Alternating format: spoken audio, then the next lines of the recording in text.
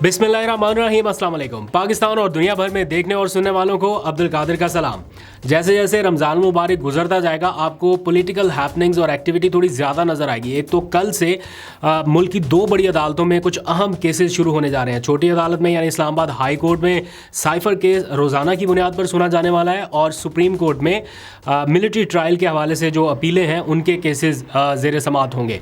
तो बहुत सारी हैपनिंग्स होने वाली हैं और फिर पाकिस्तान तहरीक इंसाफ पंजाब की जानिब अब रुख करना चाहती है, यानी उनकी KPK की जो लीडरशिप है वो देख रही है पंजाब की तरफ और वो चाह भी रहे हैं कि पंजाब से कोई अच्छा रिस्पांस उनको मिले और फिर कोई ईद के बाद कोई मुहिम एहतजाजी तहरीक या जो भी उनकी प्लानिंग है उसके अकॉर्डिंग वो चलें। और इसके लिए जो टेस्टर है वो भी आने वाले दिनों में आपको एक आध हफ्ते के बाद नज़र आना शुरू हो जाएगा। जब 30 मार्च का दिन करीब आएगा, जलसा करना है PTI ने, उसके लिए भी कोशिशें जारी हैं। तो ये सारी तफसीलात आपको बताता हूँ। कुछ और भी सोशल मीडिया कैंपेन्स भी चल रही हैं, उसके ऊपर भी बात करनी है।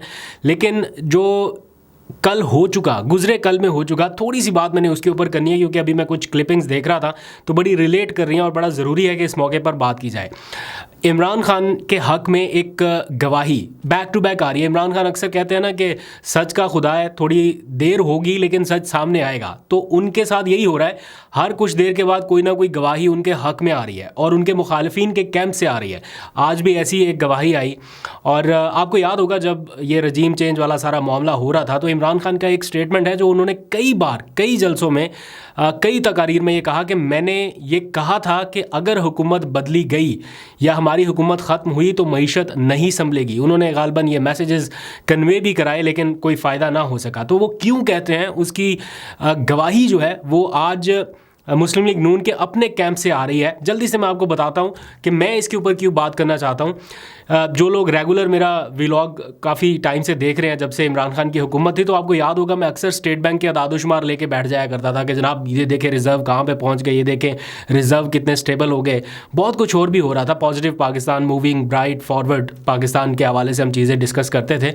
तो आज मोहम्मद ज़ुबैर का एक मैं स्टेटमेंट देख रहा था किसी TV चैनल पर। उन्होंने कहा कि इमरान खान के दौर में जितने रिज़र्व यानी कौमी ख़जाने में जितना पैसा इमरान खान के दौर में इकट्ठा हो चुका था उतने तो ये आज तक नहीं कर सके, यानी मुस्लिम लीग नून अभी तक नहीं कर सकी या PDM हुकूमत नहीं कर सकी। इमरान खान तो फिर चलो अकेला था ना, एक बंदे की हुकूमत थी।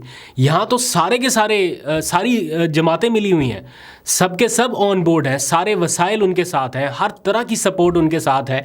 स्टिल इमरान खान ने जो कर दिया था उसके करीब तर भी नहीं पहुँच रहे। मैं ये आपको जो चार्ट दिखा रहा हूँ, इस वक्त 27 अरब डॉलर से ज़ायद के रिज़र्व पाकिस्तान के पास थे। 27 अरब डॉलर, ये कोई मामूली बात नहीं। हम एक अरब डॉलर के पीछे डीलें कर रहे हैं IMF से, कभी सऊदी अरब से, कभी किधर से कभी किधर से। 27 बिलियन डॉलर से ज़्यादा हमारे पास रिज़र्व एक टाइम पे इकट्ठा हो चुका था जब इमरान खान का वक्त था। ये स्लाइड मैं आपको बहुत बार पहले भी दिखा चुका हूँ, अभी भी इसलिए दिखा रहा हूँ कि गवाही आ रही है मुखालिफ कैंप से कि जो इमरान खान के टाइम पे डॉलर का रिज़र्व हमारे पास था वो तो अभी तक दोबारा हो ही नहीं सका। एक टाइम पे उन्होंने, ये मोहम्मद ज़ुबैर के अल्फाज में आपको बता रहा हूँ कि इसहाक डार के टाइम पे ये रिज़र्व 3 अरब डॉलर के आसपास पहुँच गए थे, उससे भी कम। तो हम तकरीबन डिफ़ॉल्ट के आसपास थे, या उनके बहुत सारे वज़ीर तो कहते थे कि हम हो चुके हैं, अमली तौर पे हम डिफ़ॉल्ट हो चुके हैं। तो अब मैं बाकी सब कुछ छोड़ दे, किसी और तरफ डिबेट नहीं लेके जाता। मैं कहता हूँ अगर ये सारी जमातों ने मिल के सिर्फ एक अकेले इमरान खान को बीट करना है तो इस तरह का चार्ट जो है रियलिटी बेस, ये सोर्स जो है इसका स्टेट बैंक ऑफ पाकिस्तान है, कोई मेरे अपना सोर्स भी नहीं है। तो स्टेट बैंक के अदादुशुमार के मुताबिक ये आप अचीव करके दिखा दीजिए कि आपने भी 27 अरब डॉलर से ऊपर के रिज़र्व रखे, या आप किसी टाइम पे 27 अरब डॉलर के पार ले गए रिज़र्व को, तो फिर हम मान लेंगे कि जनाब बहुत ज़बरदस्त और गुड गवर्नेंस के तहत ये मुल्क चल रहा है। 27 अरब डॉलर ये बीट करके दिखाइए। अब आ जाइए कल क्या हो रहा है दो बड़ी अदालतों में, उसके ऊपर थोड़ी सी बात कर लेते हैं। फिर PTI की कुछ हिकमत अमली अग्रेसिव नज़र आ रही है और मुझे कुछ हिंट्स ऐसे मिल रहे हैं, कुछ मालूमात भी ऐसे मिल रही हैं कि PTI की जो खैबर पख्तूनख्वा की लीडरशिप है वो अब पंजाब की तरफ बढ़ना चाह रही है और पंजाब की तरफ देख रही है। क्यों और कैसे, इसके ऊपर बात करते हैं। लेकिन दो अदालतों के ऊपर आ जाइए ज़रा।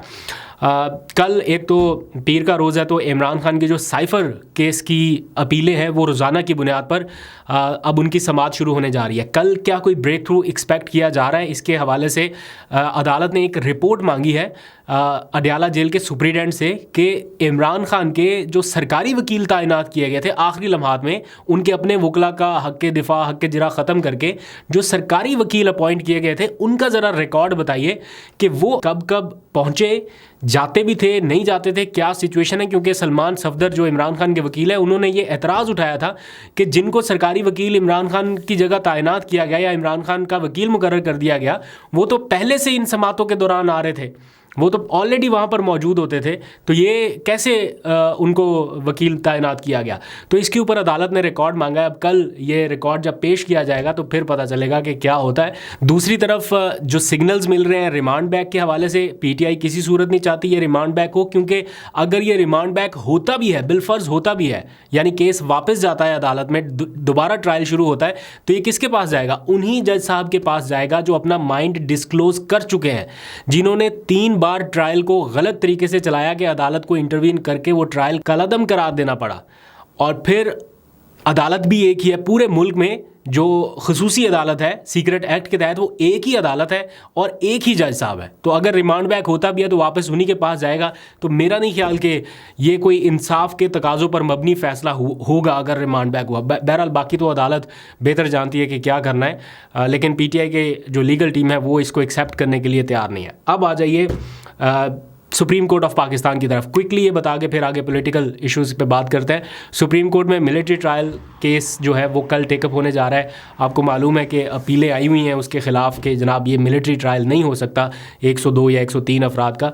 तो कल जो है सुप्रीम कोर्ट ऑफ पाकिस्तान में जब ये केस लगेगा तो ये पूछा जा सकता है कि स्टेटस क्या है अभी, क्योंकि लास्ट टाइम जब अदालत ने ये इजाज़त दी थी कि ठीक है आप ट्रायल कर सकते हैं, लेकिन हतमी फ़ैसला जो है वो नहीं किया जाएगा, वो सुप्रीम कोर्ट से मशरूत होगा या सुप्रीम कोर्ट के फैसलों से। तो केस अभी कंक्लूड नहीं हुआ, अभी ख़त्म नहीं हुआ, जारी है।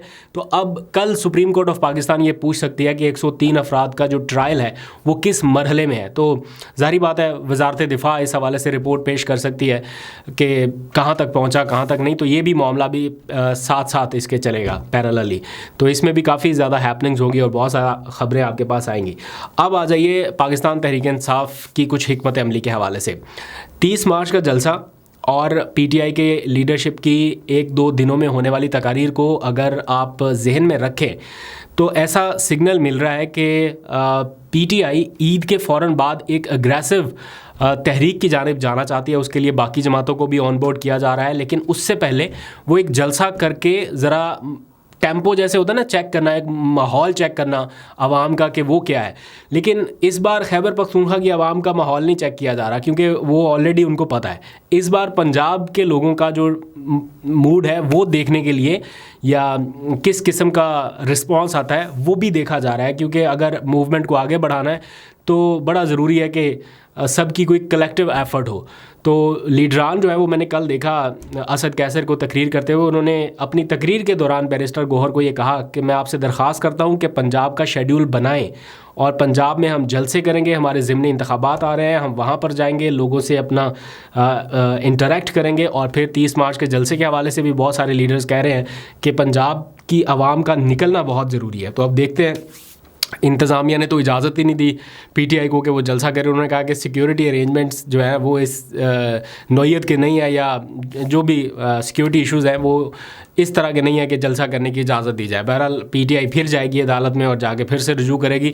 तो मूड तो यही लग रहा है कि वो जलसा करना चाहते हैं और हुकूमत का मूड लग रहा है कि नहीं, ये इजाज़त ना दी जाए। एट दी एंड कहाँ पर होगा, इस्लामाबाद में या खैबर पख्तूनख्वा में, वो फिर देखी जाएगी। लेकिन इस वक्त की ये सिचुएशन है और पीटीआई आहिस्ता आहिस्ता इस साइड की तरफ बढ़ रही है।